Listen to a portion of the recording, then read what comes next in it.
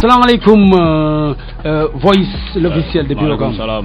ñu ngi lay ziar bu baax. kii maa ngi lay jàlloo ziar bu baax. naka waa Wakam. waaye cool Wakam mi ngi neex ah. ñu fi jógee dem Parcelles Assainies dafa rëy 1 ba 26 ñu ngi leen di jaajëfal baax a baax le gars il s'appelle Badou The Voice. The Voice. ay sa Badou ñu ngi lay ziar xanaa ok. maa ngi kebe ñëpp maa ngi kebe ñëpp it's your boy Badou The Voice back to PA represent 1.26 kebe sama gars yi Universe xam nga kebe gars yëpp ak kàngam bi ma àndal ak dinaa bi ma yàgg. merci beaucoup donc Badou The Voice ñu ngi koy jaajëfal baax a baax xam naa Paco lu ñuy def mooy dañu leen seeti waa Wakam.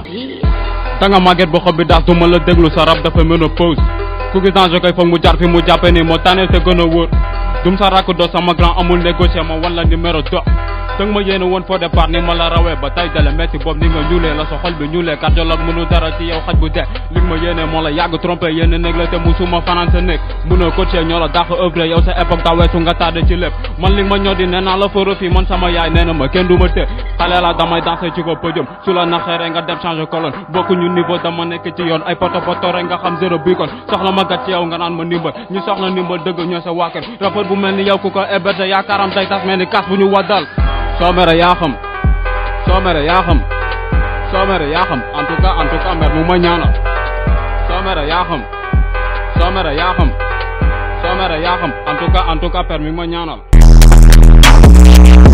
alors dañuy dem PA bien sûr di wane Parcelles Assainies 1 ba 26 le gars il s'appelle Badou The Voice. kon ñu dem PA. yeah Parcelles Assainies. You represent you live it. ok bismi ma tàmbali na ñëpp dal ma joxe ci addiya kuy wër rab ba daj man xamal ne addi nga yàgg row ci daara ji ba doon sa wasila doore mi fa la saw la si fa sukkuus ma gindi la wane ci la yoon di saxaar bi du jéeg mukk ci raay bul ma kot ci gaar yi maa ngi mburi yeneen ci raay ba dir ko ënd bi chaque round may kelee ci fight wet ni rescapé never mind I'm a samurai buri sama style oh tokkeek musiba la noot ko yeen MC di ma jéem a jaay man wakka la mën a tontu man alpha du omega gëm sama bopp jiital yàlla jéggi ni Moussa dëggat bopp di Gandhi Nelson Mandela Omar Foutiou Tall tey ku nangu wël ma rendi la lu waral tuwe bi gëstu ko ci lu mu baax bu boobaa dig ma give respect ni Thomas Sankara. c'est bien sûr suñu punchline du jour Paco. punchline du jour courant bi ngay taal xaalis moo koy fay. freedom bi laa leen xañ ndax rab bu indisposé always merama. waaye c'est bismillah xoolal kan moo nekk actuellement le président de l'Assemblée nationale. le président de l'Assemblée nationale Moustapha Niasse. Moustapha Niasse. waaw. Badou bu nga jox ñu date élection bii di ñëw incha allah kañ la. je sais pas. merci beaucoup bëggoon naa xam que signifie le rap. que signifie le rap. RAP. RAP. su ma bëggee joxe signification RAP moom dina metti quoi. bon jox baax. joxal rek. mais li ma mën a wax moom mooy que rap déjà artiste bi koy def déjà côté intellectuel quoi il doit être prêt te su ma nee intellectuel ça ne veut pas dire que ne da nga war a def ban wala dara mais rappeur rap moom ku amul xam-xam mënu ko def parce que bind bi déjà c'est artistique c'est quelque chose don de Dieu la nature la donc rap c'est ma xool métier la boo xam ne ki koy def déjà dafa war a nekk porteur de message porteur de voix ki koy def déjà dafa war a nekk original il doit être particulier il doit être différent des autres personnes. rapport boo ko gisee mu ñor da nga ko war a xàmme. ok donc loolu mooy rap ñëw ci Badou The Voice. Badou rap lu muy def.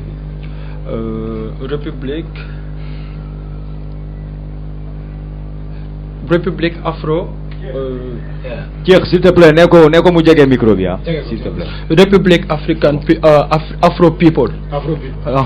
leen joxoon 1 million de francs CFA. waaw. wala 10 millions de francs CFA. lan la ñuy def. ci lan lay investir quoi.